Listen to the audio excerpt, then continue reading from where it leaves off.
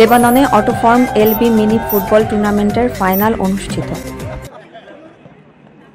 লেবাননে অটোফর্ম LB mini football টুর্নামেন্টের final অনুষ্ঠিত হয়েছে। প্রতিদ্বন্দ্বিতাপূর্ণ খেলায় দাওরা স্পোর্টিং ক্লাব ৪-২ গোলে ইসবিল স্পোর্টিং ক্লাবকে পরাজিত করে চ্যাম্পিয়ন হয়। টুর্নামেন্টের সেরা খেলোয়াড়ের পুরস্কার লাভ করে বিজয়ী দলের রমজান। রবিবার ইসদাইদি ফুটবল মাঠে হয় এই ফাইনাল খেলা। বিশেষ আমন্ত্রণে মাঠে উপস্থিত ছিলেন স্পন্সর প্রতিষ্ঠান অটোফর্ম এলবি এর স্বত্বাধিকারী জোজেফ ও হালিম খায়রুল্লাহ। পুরস্কার বিতরণী অনুষ্ঠানে আরিফ দর্জি সঞ্চালনায় প্রধান অতিথি ছিলেন লেবানন বিএনপির সাধারণ সম্পাদক সৈয়দ আলম।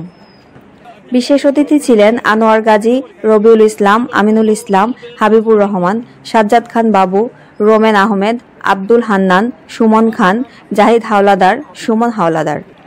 আয়োজক কমিটির পক্ষে আরও উপস্থিত ছিলেন প্রধান উপদেষ্টা রিয়াজ হাওলাদার, উপদেষ্টা সদস্য মানিক খান, ক্রীড়া সম্পাদক মুরাদ হোসেন।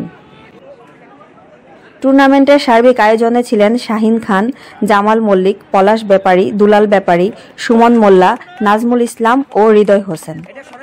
এদিন মাঠে প্রচুর সংখ্যক বাংলাদেশি ফাইনাল খেলা উপভোগ করে।